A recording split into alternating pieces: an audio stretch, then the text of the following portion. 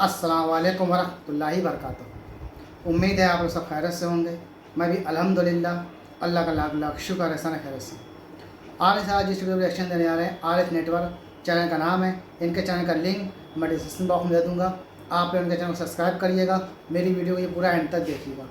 आज की वीडियो बहुत ही इंपॉर्टेंट भी है और बहुत बेहतरीन वीडियो है। ये वीडियो सद्दाम हुसैन की फांसी जब दी गई थी तब की वीडियो ही है और वीडियो बड़ी इंपॉर्टेंट है।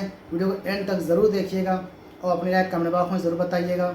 और वीडियो अच्छी लगे तो उसको शेयर भी करिएगा और इसको लाइक भी करिएगा। और मेरे चैनल पर नए हैं तो सब्सक्राइब करिएगा और बेल आइकन ज़रूर दबाइएगा। और इसी तरह की तमाम वीडियो देखने के लिए मेरे चैनल को सब्सक्राइब भी करिएगा और मुझे सपोर्ट करने के लिए इसको शेयर ज़रूर करिएगा।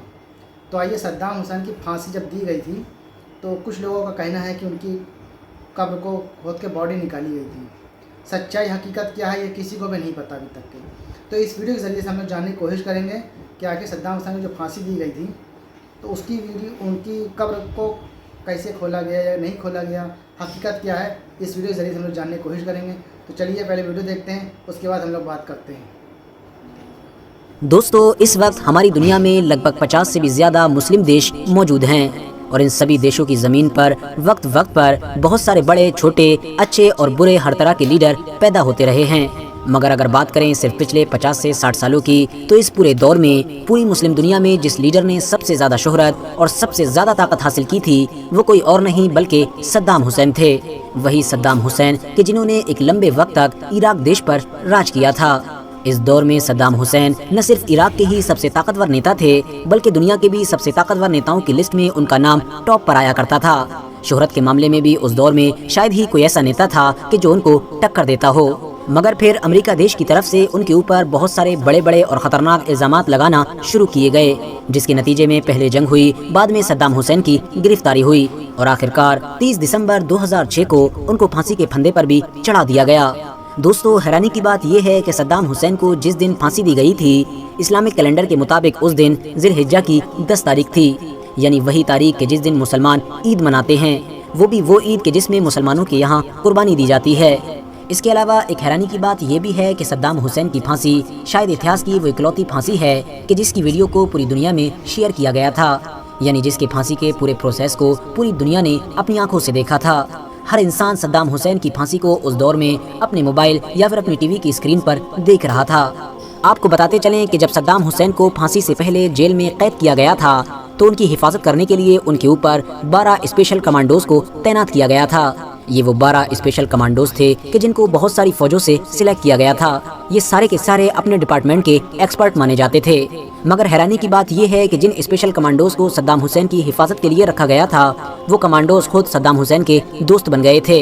इन्हीं 12 सिपाहियों में से ही एक सिपाही ने सद्दाम हुसैन की मौत के बाद उनके ऊपर एक किताब भी लिखी थी, जिस किताब के अंदर ऐसे ऐसे खुलासे किए थे कि जिससे पूरी दुनिया हिल गई थी, क्योंकि इस किताब में सद्दाम हुसैन के बारे में वो सारी चीज़ें लिखी गई थी कि जिनसे पूरी दुनिया बेखबर थी। और आज की इस वीडियो में हम आपको उसी किताब की ही कुछ चीज़ें बताने वाले हैं। सबसे पहले आपको बताते चलें कि इस किताब के राइटर ने लिखा है कि जिस वक्त हम लोग सद्दाम हुसैन को उस टीम के हवाले कर रहे थे कि जिस टीम को सद्दाम हुसैन को फांसी देनी थी, तो उस वक्त हमारी पूरी टीम की आंखों में आंसू थे। हम में से बहुत सारे सिपाही बुरी तरह से रो रहे थे। इसके अलावा राइटर ने अपने ही एक साथी यानी एडम का हवाला देते हुए लिखा है कि हमने कभी भी सद्दाम को एक जालिम और कातिल इंसान के तौर पर नहीं देखा, बल्कि हम तो उनको अपने ग्रैंडफादर के तौर पर देखा करते थे। इसके अलावा राइटर ने यह भी लिखा है कि सद्दाम हुसैन के आखिरी दिनों का जो रवैया था वो हद से ज़्यादा नरम था। उनके रवैये से कभी भी ऐसा नहीं लगता था कि ये किसी दौर में एक कठोर तानाशाह रहे होंगे। आपको बताते चलें कि इसी किताब में ही ये खुलासा किया गया है कि सद्दाम हुसैन को मीठा बहुत ज़्यादा पसंद था। अपने आखिरी दिनों में भी उन्होंने अपनी फेवरेट एक्सरसाइज को नहीं छोड़ा था। अलग अलग तरह के खानों को टेस्ट करना भी उनका फेवरेट काम था। RH नेटवर्क के नॉलेजेबल फ्रेंड सद्दाम हुसैन के आखिरी दिनों में उनके साथ ज़्यादातर वक्त गुजारने वाले अमरीकी फौजियों ने ही इस बात का भी खुलासा किया है कि सद्दाम हुसैन ने अपने आखिरी वक्त में कि जब उनको फांसी पर ले जाया जा रहा था तो एक कोट की मांग की थी, यानी उन्होंने कहा था कि मुझको पहनने के लिए एक कोट दिया जाए। और ये मांग उन्होंने एक बार नहीं बल्कि 2-3 बार की थी और आखिरकार वहाँ मौजूद लोगों को सद्दाम हुसैन को पहनने के लिए कोट देना पड़ा था। जब उनसे ये सवाल किया गया था कि आखिर वो अपने आखिरी वक्त में एक कोट क्यों पहनना चाहते हैं, तो सद्दाम हुसैन ने ये जवाब दिया था कि क्योंकि आज बहुत ज़्यादा सर्दी पड़ रही है, हो सकता है कि जब मुझको फांसी के फंदे पर ले जाया जाए तो सर्दी की वजह से मेरा जिस्म कांपने लगे और इसको देखकर मेरी कौम यानी इराक के लोग ये ना समझें कि उनका लीडर मौत के डर से कांप रहा है। दोस्तों, सद्दाम हुसैन के आखिरी वक्त में उनके साथ रहने वाले सिपाहियों के मुताबिक वो अपनी ज़िंदगी के आखिरी वक्त में बहुत ज़्यादा सुकून में थे। सुबह उठकर उन्होंने सबसे पहले अपनी पसंद का नाश्ता किया, उसके बाद वजू करके नमाज अदा की। फजर की नमाज अदा करने के बाद वो अपने बिस्तर पर बैठकर फांसी का एग्जैक्ट टाइम आने का इंतजार करने लगे और इसी बीच में ही उन्होंने अपने बिस्तर पर बैठकर कुरान की तिलावत शुरू कर दी। दोस्तों, उनके साथ रहने वाले सिपाहियों का मानना है कि इस वक्त में सद्दाम हुसैन बहुत ज्यादा मुस्कुरा रहे थे और यकीनन ये मुस्कुराहट अमेरिकी सैनिकों को भी बहुत ज्यादा कंफ्यूज कर रही थी, क्योंकि उनको हैरानी थी कि आखिर एक इंसान अपनी मौत से चंद लम्हे पहले इतने ज्यादा सुकून और इत्मीनान में कैसे रह सकता है।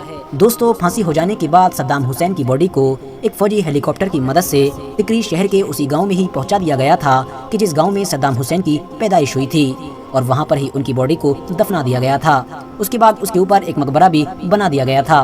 तब से लेकर आज तक लगातार हर साल 28 अप्रैल के दिन यहाँ पर बहुत सारे लोगों की भीड़ जमा होती है, क्योंकि ये सद्दाम हुसैन की सालगिरह का दिन होता है। इस दिन जमा होने वाले लोगों में बड़े लोगों के साथ साथ स्कूल के बच्चे भी शामिल होते हैं। हालांकि आपकी नॉलेज के लिए बताते चलें कि सद्दाम हुसैन का मकबरा भी हमेशा से ही विवादों में रहा है, क्योंकि इसके बारे में अब इराक के ज्यादातर लोगों का ही ये मानना है कि अब सद्दाम हुसैन के मकबरे में उनकी बॉडी मौजूद नहीं है। उनकी बॉडी को बहुत पहले ही निकाल लिया गया है।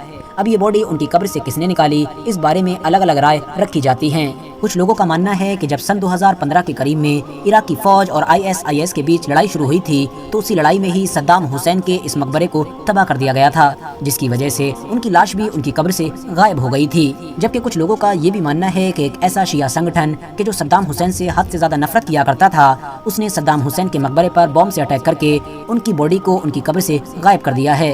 जबकि बचे हुए लोगों का ये भी मानना है कि सद्दाम हुसैन की बॉडी को उनकी कब्र से उनके किसी दुश्मन ने गायब नहीं किया है, बल्कि उनकी खुद की बेटी हाला कि जो जॉर्डन में रहती हैं, वो एक बार अपने पर्सनल प्लेन से चुपके से इराक आई थी और इराक आकर अपने वालिद की कब्र से उनकी बाकियात को निकालकर अपने साथ जॉर्डन ले गई थी। हालांकि इस बात में कोई शक नहीं है कि सद्दाम हुसैन की कब्र के साथ कुछ न कुछ तो जरूर हुआ था। तो दोस्तों, ये था हमारा रिएक्शन जो हमने देखा। ये पूरी वीडियो सद्दाम हुसैन के ऊपर थी और सद्दाम हुसैन एक ऐसे ताकतवर नेता थे जो मुस्लिम देश के सबसे ताकतवर नेता थे उस वक्त के। फिर हम सब ने सुन ही लिया है वीडियो के ज़रिए से कि अमेरिका ने तमाम उन पर इल्ज़ाम लगाया, फिर जंग हुई। लेकिन अब क्या बताया जाए, इतनी मुस्लिम कंट्री होने के बावजूद भी किसी ने उनका साथ नहीं दिया। सही गलत ये तो अल्लाह बेहतर जाने कि क्या सही है क्या गलत है, और उनको फांसी दे के शहीद कर दिया गया। उनकी कब्र के बारे में भी बताया गया कि उनकी कब्र में जो थी वो बॉडी नहीं है, वो कौन ले गया ये भी नहीं पता, कंफर्म नहीं मालूम अभी तक के। ठीक उसी तरह से इज़राइल फ़िलिस्तीन को देखिए हमला कर रहा है, तमाम जाने जा चुकी हैं गज़ा की, 40,000 से भी ज़्यादा जाने जा चुकी हैं और कोई मुस्लिम देश बोल नहीं रहा है।